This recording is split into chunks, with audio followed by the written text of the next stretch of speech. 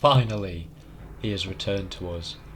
Like a phoenix from the ashes, like the Lord's second coming, Halo Reach is finally here, and is looking extra fine with those updated graphics. It honestly feels like forever since we were teased with the possibility that Reach could ever be on the Master Chief Collection, or the MCC for short. March 12th, 2019 to be exact, was the day 343 dropped that big old bomb on us. Oh my god! And with no more information to come for months on end, me and the other patient gamer boys and girls were left to wait for Daddy 343 to drop us just a little bit more information, saying things like it's ready when it's ready. So, like everyone else, I waited, and waited, and waited some more. Still waiting. Has Reach out yet? Nope. Oh, okay then. Still waiting. Waiting. Oh. Hurry up! Soon enough, we began to lose hope. We thought 343 was just one big cock tease and giving us blue balls based on false promises. All seemed lost. But then, out of nowhere, 343 came to us and said, "Hey, here's a trailer. Shut the fuck up. Stop crying." And I'd say I took this pretty well. Externally I was like, yes, finally, some more information on Reach. But internally I was like, a trailer, is that it? Where the fuck's the game? We've been waiting like 8 months. Luckily though, the game didn't release too long after. December 3rd in fact was the day. 266 days after the initial tease from 343 was when Reach finally dropped. And I think it's fair to say we all collectively nut when that happened. At the moment, life's pretty good for a fan of Halo. Not to mention the hype surrounding Halo Infinite, which is going to be released later this year. Will the game be any good? Haha, who knows at this point. Hopefully 343 have learned from their, shall we call them mistakes? Hopefully they bring us a game that's reminiscent of Bungie's era of Halo games, as well as some new concepts and ideas just to make the game feel fresh and have its own identity. Hopefully they bring us a game so fantastic, so amazing, it's talked about for years to come. Or, just a game that's better than Guardians, I'm not asking for too much. Fantastic! I guess you could say I'm asking for a game that's infinitely better than Guardians. So good lord! Anoga and the princess! Anyway, in celebration of 343 breathing new life into Halo Reach, I'm going to tell you, the unfortunate person who stumbled upon my channel, why Halo Reach does in fact have my favourite campaign. Now I know what some of you will be thinking. Some of you have just cried out in disbelief. What? Halo 2 has the best campaign. Halo Mega Bloks is a narrative masterpiece. But hold your horses, I understand everyone has their own favourite campaigns and it's completely normal for us all to have our own different opinions. We shouldn't resent each other for having our own opinions, we should cherish the fact that we're all so different.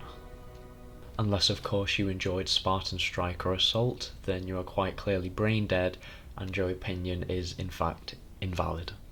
As the name of the game implies, it takes place during the fall of Reach, which, if you're a Superboy Genius lore buff like myself, this wasn't such a good time for the UNSC. Reach was one of many outer colonies owned by the humans and was a prime target for the Covenant during the Human-Covenant War. Due to this fact, Reach and many other outer colonies were completely effed up the A by the Covenant. For a long time, the events that surrounded the tragedy of Reach were left a mystery. I mean, yeah, there was that book that released before Combat Evolved explaining in detail what happened on Reach, but who reads these days? Besides, that book came out before I was born, and I was very young as it was when Reach came out. Put it this way, if you were to ask a 9-year-old boy what he would rather do, A, read an old ass book, or B, play a brand new video game, it's a no-brainer, he's going to play the game, let's be honest. Unless of course you're someone who enjoys reading books, then in which case you need to rethink some of your life choices there, because books, they're just boring! Me and the other folk who didn't have the brain capacity or the patience to read a super in-depth book weren't given much to figure out exactly what happened to Reach.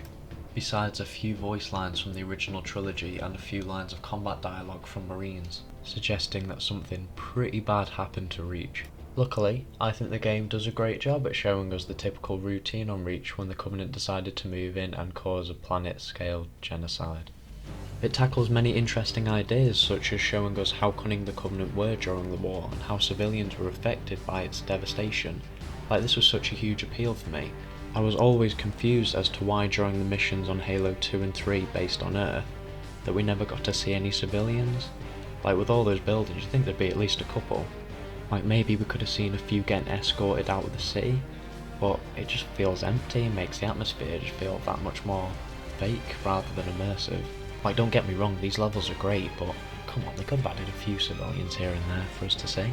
But this is exactly why I was so happy to see Reach give us some pretty interesting and, well, at times heart-wrenching scenarios involving civilians. At times, this game does hit you in the feels, not gonna lie. Oh my god! No! Don't do it! No! The game opens with an establishing shot of Reach. Like any Halo game, we get some beautiful imagery, just really beautiful stuff. The camera gradually gets closer and closer to the planet's surface until eventually we're met with the helmet that's, shall we say, seen better days. This of course foreshadows Noble Six's death and the fall of Reach. And then, boom, title card right in your face. We are then introduced to the protagonist of this game, the mysterious Noble Six, who is riding in a Warthog to go meet with his new teammates. Now, of course, Noble Six was always going to get backlash from the fans. You know, who's this guy? He's not green. Where's Master Chief? Come back, Chief. We need you. Please, Chief, don't go. Allowing Noble Six to be fully customised by the player was such a wise choice by Bungie, as rather than have Noble Six be an actual fleshed out character, they act as a projection of the player themselves, as they can literally make their own Spartan, allowing them to feel as if they are Noble Six.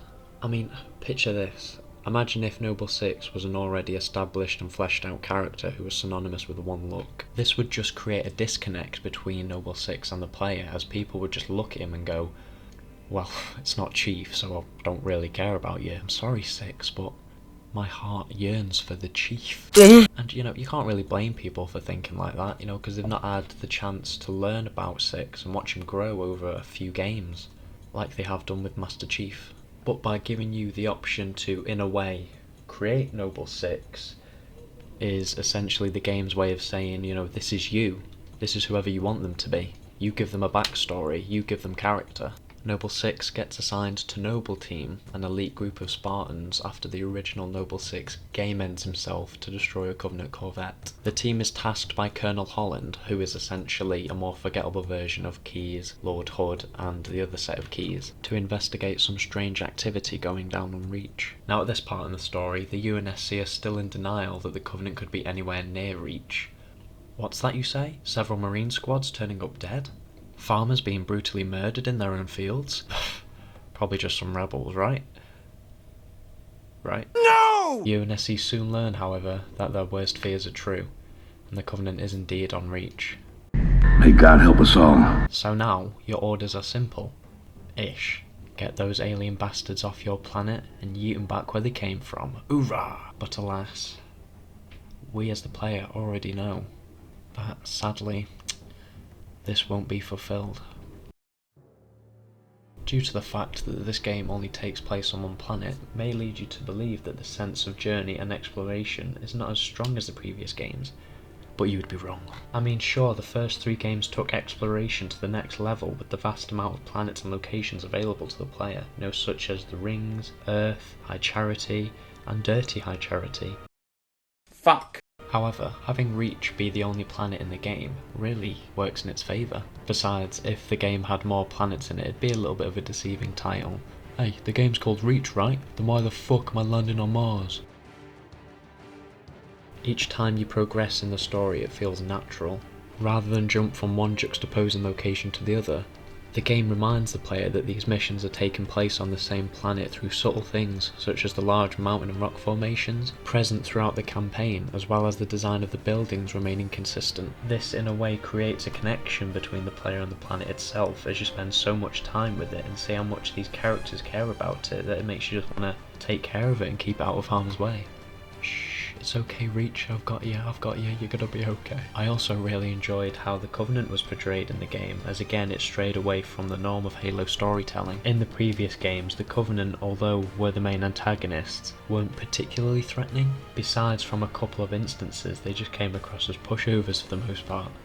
This wasn't necessarily a bad thing, as the first 3 games were essentially made to make the player feel like this almost invincible superhuman, so of course the enemies are going to be little bitches. In Reach, rather than just have the Covenant say they're going to f shit up, but actually end up blowing it completely, in this game, as the popular saying goes, actions speak louder than words, and boy do the Covenant take action. Each time you accomplish even the smallest thing in the game, the Covenant just bitch slaps you across the face, until you're morally beaten to the floor. Oh, what's that? You blew up one of our ships? Well, I've got news for you, son. I have 100 more. Oh yeah. Oh, trying to evacuate some civilians? Oh, that's a shame. I have a glassing laser. It's quite intimidating knowing that no matter what you do, the Covenant is always one step ahead of you. But it's honestly quite refreshing at the same time. Hopefully we get to see more positive Covenant representation in the future, because they deserve respect too, damn it. I also enjoyed the sort of objectives you would do during the game. Like in the previous games, your tasks start off small with doing things like defending bases and fighting back Covenant forces, but then gradually they get more and more significant as the game progresses. With Reach, the smaller scale tasks are plentiful throughout. But what do I mean by smaller scale? Now, I'm not saying that what you do in the game is meaningless or insignificant when compared to the previous games. I mean, if it wasn't for the events in Halo Reach, then the events in Halo 1, 2 and 3 wouldn't have even existed. But a lot of what you do in this game does seem on the smaller side of the scale when compared to what else you do in the Halo franchise. But then again, everything seems small when comparing it to blowing up a giant fucking space ring. However, this isn't a bad thing. In fact, it makes tons of sense when given the context of the time period the game's set in. The UNSC was just constantly on the back foot against the Covenant, just constantly losing planets and losing battles. They were so desperate to not lose anything else that they were just throwing everything they had at them in order to get at least just one W. It's no wonder they had Spartan teams just doing mundane tasks like reconnaissance and defense. They wanted to make sure these tasks would get complete, and you can't guarantee that with just normal Marines, because they're not all there upstairs, if you know what I mean. Nice shot! Of course, like any Halo game, the final mission is arguably the most important out of the bunch, given the fact that you are the person responsible for bringing the most intelligent AI to the biggest, baddest and greenest boy in gaming, sorry Doom Guy, to form one of the deadliest and formidable duos in the history of video games. Halo Reach benefits from a much darker tone than its predecessors. Seeing as how the story is about a planet being utterly destroyed by the Covenant, it just wouldn't work with the typical untouchable and all-powerful narrative that Bungie tended to go with. Certainly not the untouchable part, because there's a lot of death. Oh boy. Where does he get off calling a demolition a priority one?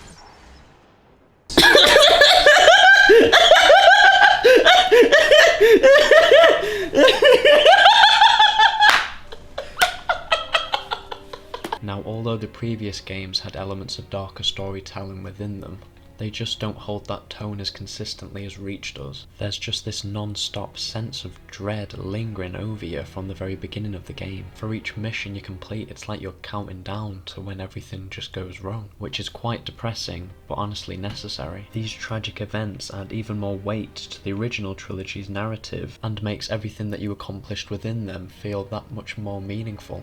It lets the player take a step back and think, damn, I can see why everyone was so scared of the Covenant in those games. I feel as though Reach is also a lot more daring with what it shows the player. When coming up with the story for Reach, the team at Bungie were probably sitting in a huge meeting room thinking, how can we make this game as depressing as possible for the player? I've got it, an overwhelming amount of civilian casualties, that'll do the job. The game doesn't hold any punches when it comes to showing the player just how twisted the Covenant could be. It reminds the player that, just like in real war, civilians suffer despite not being involved in the conflict. There are some truly stomach-turning and upsetting scenes throughout the game, from butchered civilians being sprawled out across the floor, to a huge transport ship carrying thousands of civilians getting shot down and crashing into the ocean. Some of the stuff's honestly really fucked up. But that's what I like about the game, is just its attention to detail and how, at times, it can feel very real. Some of these moments that stick out to me can be found in the first mission of the game. On their way to find out what is causing Marines to go MIA on Reach, Noble Team discover a small group of farmers who are hiding out in what looks to be a small shed. The team soon discover that a son of one of the farmers was killed whilst working in the fields. Another example comes from later on in the mission, where Noble Team finds a young girl hiding in a vent after witnessing her father get stabbed by an elite. These seemingly unimportant characters left a huge impact on me after finishing the game, as they essentially sum up the tragedy of Reach. Innocent people being butchered by an unstoppable menace.